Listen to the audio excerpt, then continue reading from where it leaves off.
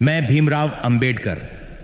आज से 133 साल पहले 14 अप्रैल को मेरा जन्म हुआ था। कुछ ही दिन बाद मेरा जन्मदिन आ रहा है।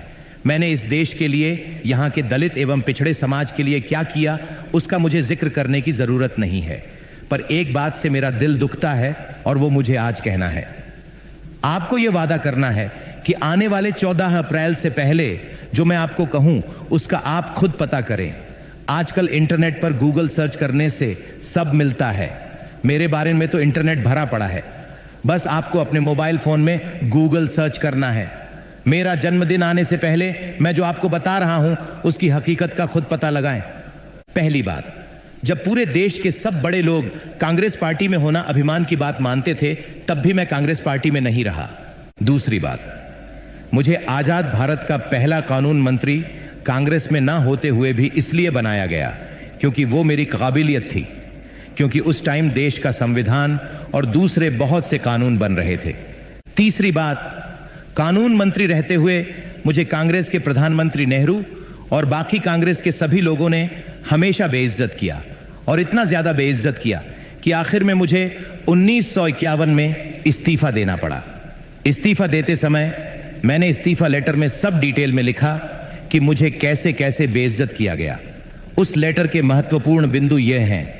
पहला, मुझे कभी भी कोई महत्वपूर्ण पद कैबिनेट में जानबूझकर नहीं दिया गया और हमेशा साइडलाइन करके बेइज्जत महसूस कराया गया।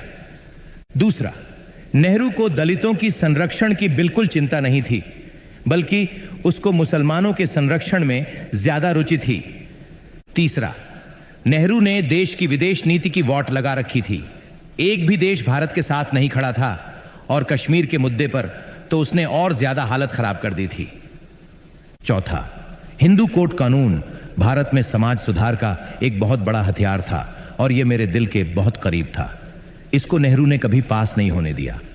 मैंने जितनी कोशिश की, नेहरू और कांग्रेस ने उतना ही ज्यादा रोड़ा अटकाया। इन सब बातों से परेशान और बेइज्जत होकर मुझे अंत में इस्तीफा देना पड़ा।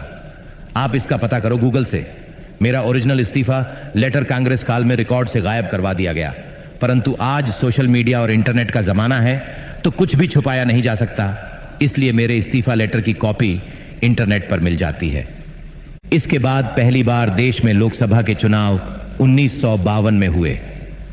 मैं चुनाव जीतकर भारत की पहली लोकसभा में जाना चाहता था। मैंने अपनी पार्टी से मुंबई से चुनाव लड़ा। कांग्रेस ने मेरे ही पीए नारायण कजरोलकर को मेरे सामने अपनी टिकट पर खड़ा करके षड्यंत्र करके मुझे 15,000 वोट से हरा दिया और बेइज्जत किया। मैं भारत की पहली लोकसभा में नहीं जा सका। फिर दोबारा पहली लोकसभा में जाने का मौका 1954 में आया, जब महाराष्ट्र के भंडारा में उपचुनाव की घोषणा हुई। मैंने यह चुनाव लड़ा। यहां भी कांग्रेस ने मेरी ही बिरादरी के भाऊराव बोरकर को मेरे सामने खड़ा करके मुझे हराया और बेइज्जत किया।